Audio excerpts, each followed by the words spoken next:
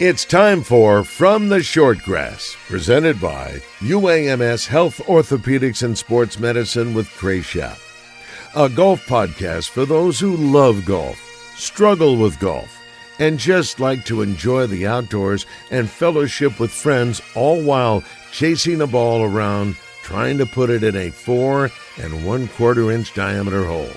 From the Shortgrass is presented by UAMS Health, Orthopedics, and Sports Medicine, and brought to you by Stevens Incorporated, an independent financial services firm with the freedom to focus on what matters most. Beechwood Pinnacle Hotels. We partner with you to deliver high-yield results by managing, developing, and investing in top-quality hospitality assets. And now, from the Shortgrass, here's your host, Trey. Welcome to another edition of From the Shortgrass, presented by UAMS Health, Orthopedics, and Sports Medicine. I am your host, Trey.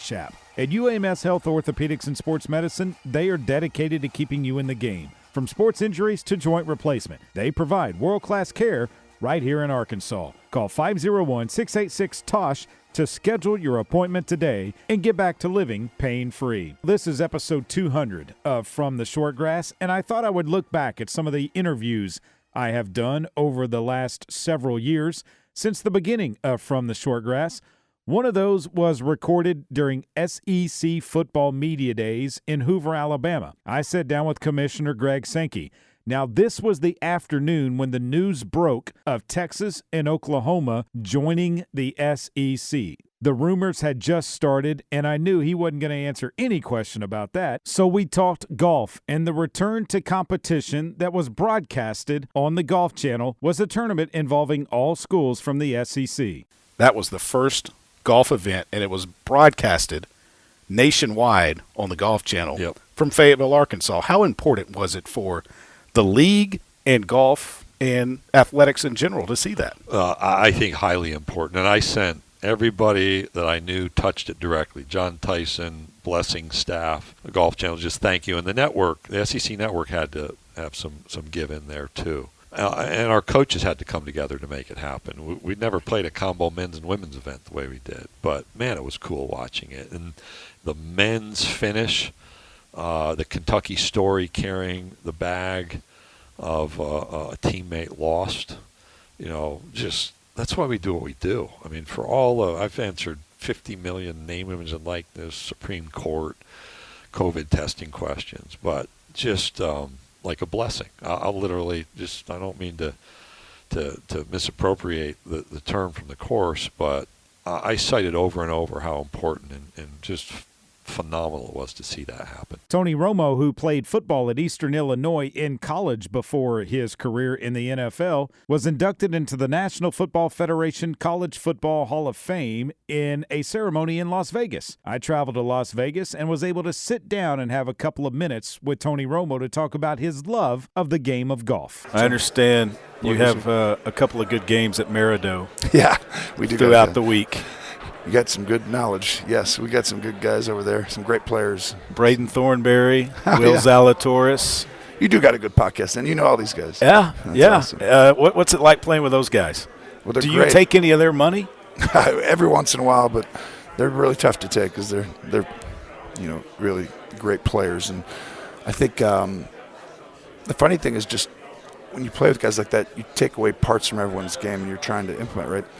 With Thornberry, I mean, he takes about 1 second to putt, and it's pure, and it looks like it's going in every time. He's got one of the great putting strokes around, and Will, just the ball striking is off the charts. And so I love studying and being around these guys because you can improve. In 2023, I had the chance to sit down with Annika Sorenstam, who some say is the greatest female golfer of all time. Here's some of my conversation with her, talking about when she played at the Colonial in a men's PGA Tour event and the nerves she faced with it. Oh, I remember a lot of things. I mean, it was a highlight of my career and changed a lot of things, my mindset and how I go about things, but also just, the challenges and what it was like. I was very, very nervous, of course, but it was also historic moments and something I still talk about today. Was it a crazy week? Was the build up to that Thursday first tee shot crazy? I mean, did you just feel the pressure getting to you as that Thursday crept closer? I think so. I mean, I tried to be prepared. I tried to do everything. I thought, it's hard to prepare something you don't really know what to expect, but I was ready from a game perspective. I felt my good was in good shape and my body was good and ready mentally. But of course, once we start getting closer to the tee time, how just the atmosphere and all the people, and then it started to hit me, it's this is really happening. But I was nervous, extremely nervous on the first tee. But, once I got the ball to stay on the tee and hit the first shot, it was like, oh, let's just play. Fantasy foursome. 3 other players, living or deceased, that you could play around a golf with. Who would they be? Yeah, so if you would have asked me this question, 15 years ago, it would have been a different answer. But now it's obviously my family, my husband and my 2 kids. We can go out and play and have a good time. Just spending time together and sharing golf memories. It's the best. Say I was asking it 20 years ago, who would it be? Yeah, it would probably have been a twosome with Brad Pitt, and that would have been enough. During COVID, I was introduced to Reverend Matthew Ruffner, pastor of Preston Hollow Presbyterian Church in Dallas, Texas. I was able to sit down with him for an interview, and he has a unique story about caddying for one of the best baseball players the world has ever seen. You're caddying at Eastlake, and I guess one afternoon, one morning or something, the caddy master's like, Matthew, your bag's down there on the practice tee, and you walk down there, and whose name is on the bag? So the bag tag said Henry Aaron on it. Mm-hmm. And I'm a kid from South Carolina, and you know the Braves. I know exactly who that is. And remember, I was a football, baseball guy in high school, and so I read that tag, and I think, surely something is off here. I don't think they meant to give this bag to me. So I walk back up the hill, and I go into the caddy barn, and I said, are you sure that bag's for me? And he said, that's your bag. And I said, fine. I'm happy for that to be pretty my bag. matter-of-factly. It was he had a way of communicating. And so I accepted it, and I said, buddy, I got it. And sure enough, I start wiping down the clubs, and sure enough, Mr. Aaron comes in a golf cart, and they drop him off, where the range is at Eastlake, and he walks over.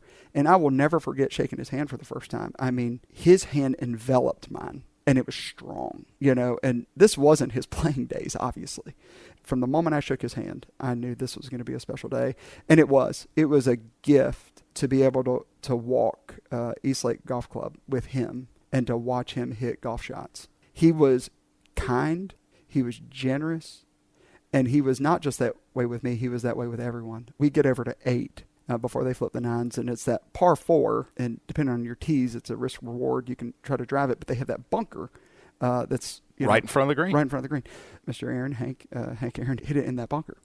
And he gets down in it, and he gives it, 3 or 4 whacks, and he can't get this ball out. And he turns around, and he looks at me, and he goes, how the hell do I get out of this bunker? And I said, well, Mr. Aaron, if you'll open up that club face just as wide as you can, and if you will swing as hard as you can, but just hit, like an inch behind it, I think that thing will pop out. He said, might as well give it a shot. And he does exactly that. And that ball pops straight up in the air. It takes one bounce and stops 2 inches from the cup. And he looks at me, and he throws his arms up in the air, and he goes, like that? And I said, like that. And inside I'm thinking, I just taught Hank Aaron how to hit a bunker shot. Are you kidding me? Some say pitchers make the best golfers. Well, I had the chance to sit down with John Smoltz one afternoon, and he liked to gamble when he was on the golf course. And one of his favorite gambling partners is Tiger Woods. Do you play for much when you play? I play for what's in my wallet or in what I bring. Yeah, but no. The rumor probably went like this. Back in the day, playing with Tiger Woods, you're going to lose. But we would always have our match, and he would give me 1 aside, 2 aside, 3 aside. We'd play 3 different Nassaus. He'd win the 1 aside, I'd win the 3 aside. It always came down to 2 aside. Well, back then, we'd get our meal money in an envelope. And it wasn't a ton of money, but it was meal money for us for the week. And so it picked it up that day, and that's exactly what I lost. And I said, all right, Tiger, here you go. It's sealed. Here's exactly what I lost. And a week later, I won that exact amount back. He gave me the same envelope that wasn't opened. I'm like, what's wrong? What, do you got a drawer full of these? Like, you wouldn't even give me the courtesy to check and see if I put dollar bills in there? Right. So he laughed, and we had a good time with it. But, rumors always are going to get out there. We always kept it a simple rule in our foursome during the season. We were never going to let the game cause any issues with each other, right? We were never going to let it get out of hand or let it get to the point where it was costing somebody enough to get mad. And that was our general rule, and we had fun, and we were all competitive. We wanted to win, and the winner would always take the losers to dinner and, make up for it that way. Playing with Tiger, though, that's got to be an experience. Oh, it was a blast. It was like living a dream in the heyday of one of the greatest golfer to ever live. And TV doesn't do it justice. I say it all the time. And we became really good friends during that time. He's a great sports fan of baseball. And he actually faced me in a simulated game. He always wanted to face me. And I said, we got a perfect opportunity. With no one at the stands. The team's on the road. We're in spring training. I need to work on – so you can be one of the batters that faces me. And he goes, don't lay up. Don't you dare take off one revolution of your pitches. I said, Tiger, I'm not worried about hitting you. I'm just worried about you jamming your hands and you get a stinger in it. That's not good for golf. He goes, I'll be fine. And the reality would be the same as me trying to make the cut at Augusta. It's not going to happen. And even though he's very athletic, he wasn't going to hit the ball. He did put it in play, and when he found out that I kind of laid it in there for him to put it in play, he got really mad. But it's a different experience, right? It doesn't matter how great your hands are, which he's got the best. That's 92, 95 miles an hour and spin. I have a lot of friends, amateurs, who played college or maybe even high school, claim they could hit me. And I said, you're dreaming. Yeah. I mean, you just don't understand how hard it is. It's a gift. It's a hand-eye coordination. But they swear, it's like, get your arm ready. I bet you I could hit you right now. I said, yeah, I'm 56. You can hit me right now.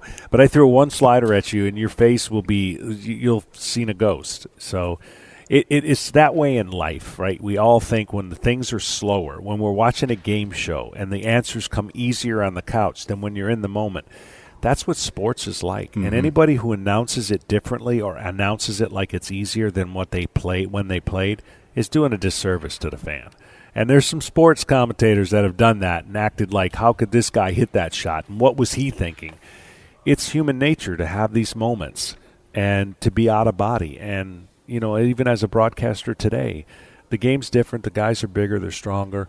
But I would never come across the air and make it seem like the game is easier than what it actually is. We need to step aside for a second, but I'll be back with more of a look back to the first 199 episodes of From the Shortgrass, presented by UAMS Health, Orthopedics, and Sports Medicine after this.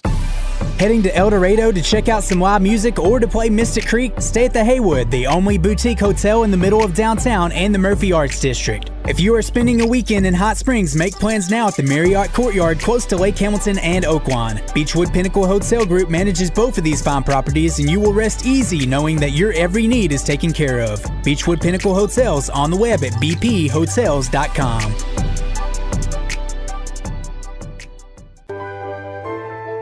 The future is not about a bond reaching maturity. The future is what my grandfather worked for. It's what my father carried on. It's my responsibility today. The future is my son's tomorrow. At the Stevens Private Client Group, we believe that our strength builds success, not only for us, but for our clients. Stevens, member NYSE, SIPC. It's Justin Acree. If you're dealing with back or neck pain, the Orthopedic and Spine Hospital at UAMS Health is here to help. Whether it's neurosurgery, orthopedic surgery, sports medicine, or pain management, their experts have you covered with the latest technology and minimally invasive techniques. They're focused on reducing your pain, improving mobility, and getting you back to doing what you love. Call 501-686-TOSH to set up an appointment today. That's 501-686-8674. The doctor will see you now. Welcome back to this edition of From the Shortgrass, presented by UAMS Health, Orthopedics, and Sports Medicine. In looking back in our first 199 episodes, I can't forget sitting down with the president of the United States Golf Association, Fred Perpall. He's pretty passionate about the rollback of the golf ball, and here's part of that conversation. The big talk out there is the rollback of the golf ball. Yep. How do you feel on that? Well, look, there's no secret that the USGA and the R&A have been, the main proponents of studying the impact of distance by the elite male player on the game of golf. Of course, we love, elite male golf. I mean, look, I am a fan of golf as much as I love serving golf. I'm also a big fan, and I love to watch great players play. I like to, one of the neat things I get to do is from time to time I get to play with great players. And some of these players have become my really good friends, and we have no axe to grind with them. But when we think about the amount of land we're consuming, when we see people designing 8,000-yard, 8,200-yard golf courses, when some of the best places in golf, the venerable places in golf, are having to literally consume their neighbors in order to keep up with elite distances in golf, we have to ask ourselves, is it right to make all of these changes, to embed all of this cost, to be obtuse to what's good for the environment, only to accommodate 0.001% of golfers? And we think that we should not obsolete places that have been great to the game of golf. I mean, imagine in baseball if because we were unwilling to regulate the bat or unwilling to regulate the baseball, that we could no longer play at Fenway Park, that we could no longer play at Wrigley Field, that somehow we have to blow up the Yankees Stadium because we're unwilling to regulate how far the baseball goes because of the bat. Imagine if we gave baseball players aluminum bats where pop flies now become home runs. We have a responsibility, just like every sport does, to make sure that those who are at the very top end, the elitists of the elite, do not embed cost and responsibility and a burden on the overall game that is just not fair.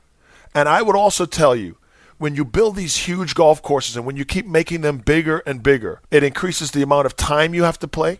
Now my walk from one tee box to the next becomes longer and longer. It increases the amount of cost to maintain that bigger ballpark, so to speak. It embeds much more expense, which makes the game more expensive, less inclusive, and it flies in the face of everything we're working on, which is to open the game up for more people, to reduce the cost and therefore increase the access. And we think we have a responsibility to think about what's good for the overall game. And so this is not an indictment on the elite male player who is doing his job. He is doing his job by getting bigger and stronger and more athletic and using technology at his advantage. We, those of us responsible for all of the game of golf, we have to do our job too.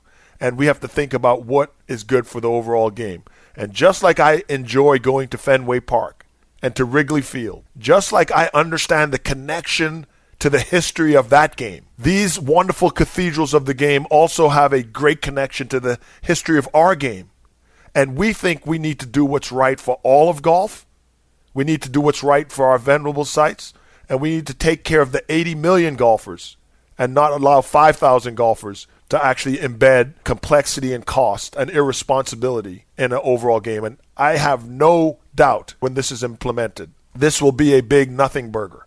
This is about the top end of speeds. I have buddies come up to me all the time. Oh, you're rolling the ball back for me. I say, hey, buddy, listen, you're a 4 index. And a 4 index is a really good player, but I play with you all the time. I'm a 4 index. Like, we don't hit the ball squarely enough, consistently enough to notice the 3 or 4 yards we might be missing. In fact, we could get that 3-4 yards back tomorrow by just increasing our smash factor. This is about the folks who are smashing it at 130, that have ball speeds that are approaching 200.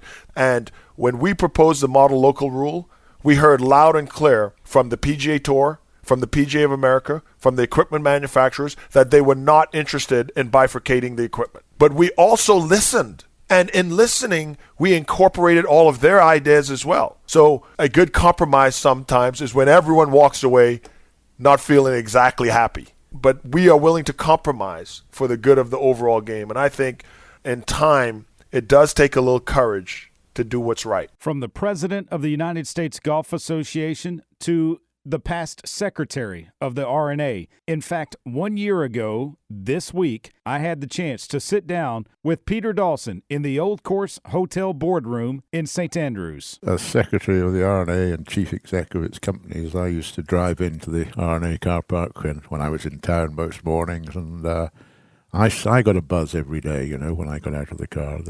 It's real holy ground for golfers here. And I don't think I've played the Old Course, although quite a lot of people say this, as well since that first time, because you don't know where the trouble is, and you're a bit braver with everything and so on. But it's a truly unique golf course and an experience all golfers should have at some point. From the man that handed Stacey Lewis the Women's British Open Championship trophy in 2011 at St. Andrews to Stacey Lewis talking about her first win on the LPGA Tour. It came when she was an amateur playing for the Arkansas Razorbacks. The Northwest Arkansas Championship, I'm going to say it. You won it as an amateur. A lot of people say, well, it didn't count. There's only 18 holes. What was that like? It was a strange week. I was coming off of, it was the summer right after, going into my senior year where I had won a national championship. I had played some really good amateur golf in the summer. And so, I knew I could play well. I knew I could play with the girls. I knew I had the course experience. And then this one round of golf got stretched out over 3 days and it just turned into a marathon. And, if you're going to have a washout, if you're going to have a rain out of a golf tournament, now knowing kind of the other sides of what happens with that, what's involved with that, it probably was perfect that I won it, to be honest. For the tournament itself, gosh, what a great PR thing going forward. And you couldn't really have a sponsor be too upset about it. What is life like on the LPGA Tour for Stacey Lewis? It's a grind. It's, we're not hopping on private planes to go from tournament to tournament.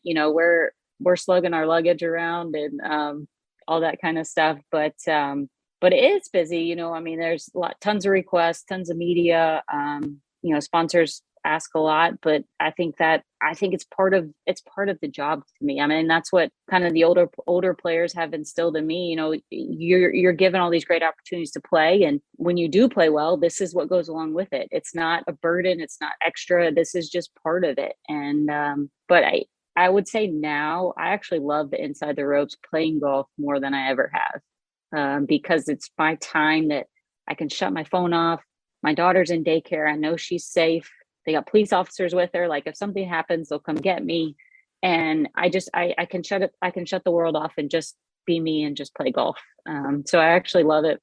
I love the golf side more than ever. Just this past year, professional golf returned to the natural state in Central Arkansas. The Simmons Bank Championship presented by Stevens. I had a chance to sit down with George Macris and the champion, Padraig Harrington. We are very fortunate that through a series of events and through a lot of hard work by a lot of people, we were able to secure a Champions Tour event here in Little Rock. And the fact that it's in the fall and a playoff event sort of gets us to a really, really good start. That happened over a couple of year period. It really all started when I sat down with Glenn Day at a Pro-Am and we were eating lunch and he said, we need to do something like this in Little Rock. And I said, well, sure, Glenn, just trying to be nice to him. And little did I know that next week I get a call from the president of the PGA Champions Tour, Miller Brady, who wants to start talking about having this event in Little Rock. We told Miller that we were extremely interested, but if a fall date came up, we thought that would be ideal for golf in Arkansas. And lo and behold, we got a call, I guess a year ago, and said, hey, how about this playoff date in October? And we said, that'll be great. Now, playoff is going to be great. It's going to be a 54-person field. The only downside is it's not a full field event, and therefore we don't get sponsor exemptions into the tournament. That would be the only negative I can think about for this tournament. But we're going to have the 54 top point getters on the Champions Tour here in Little Rock for our first event, which will be great. Padraig, thanks for joining me on From the Shortgrass. Congratulations. 2024 Simmons Bank Championship champion. That feels good, doesn't it? Oh, it certainly feels good, sounds good. It's my first time in Arkansas, first time in Little Rock. Simmons Bank ran a great event this week. It was obviously presented by Stevens as well. It was a big event, and this is what we like on the championship. We love when we come to somewhere that doesn't necessarily have PGA Tour golf.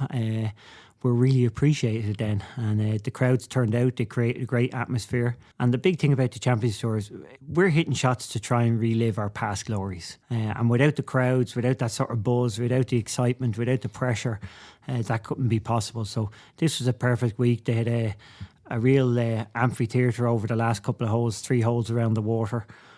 So there was quite a buzz to it, a lot of pressure on those 3 holes too. So nice to get through it and prove myself once again. There was a buzz around the city, and I think it started when it was announced back, I believe, August of 2023 that the PGA Tour Champions was bringing a playoff event here to Little Rock. When you first found out about that, Ken Duke, Glenday, what did they tell you about golf in Arkansas? Yeah, we were asking, I'm shocked I've never been here. Like, I've been everywhere in the States. Why have I not played golf here before? And, we were asking, and first of all, we asked, well, what's the weather going to be like? And surprising that it was, you kind of think, I'm kind of thinking it's going to be like Arizona-ish or something like that. But no, the fall is here. Beautiful colours, beautiful changing colours, and then a fantastic temperature. I don't know if that was seasonal, but, during the week it was 80s, which we haven't been pretty cool for us the last couple of weeks. So it couldn't last for more. Really couldn't. It was fabulous. And, the guys were telling me, Glenn and Ken couldn't have done more. They kept asking the players, the caddies, what could we do? What can they do? And I've seen that a bit with the Irish Open myself. You take ownership of your home event. You want everybody to speak well of it. And I think they will speak well of this event. I don't think anybody could have seen anything that they would have wanted any different. Padraig Harrington is a great champion. Speaking of champions, for the first time ever, Arkansas women's golf won the Jackson T. Stevens Cup. I had a chance to talk with Shauna Taylor and Mr. Warren Stevens right after the Razorbacks claimed victory. What does it mean to be the University of Arkansas women's golf team and win the Jackson T. Stevens Cup? For us, it's like having 2 home events. We have the Blessings Collegiate in Fayetteville, and then with Mr. Stevens hosting the Stevens Cup, I feel like it's like winning another home tournament, although it moves around and we go to different amazing golf courses. And I know how much it makes him proud, and that makes me proud, and proud that, I can lead this team on television and get it. I can't wait to look at my phone, all the text messages and people that are so excited to see our program and how good our girls are, and just really privileged to be their coach and to get to do this with them every day. He told me he gave the ladies a little bit of a pep talk when you got out of the car this morning in the parking lot. He did. We pulled in and he pulled in, and he came right over. And I think he's a true Hog fan at heart, and really loves the University of Arkansas. And, whenever we can play some really good golf and make our alumni or fans proud and sponsors proud, that's really, really special to us. Mr. Stevens, the 4th annual Jackson T. Stevens Cup, I think one word to sum it up: wow.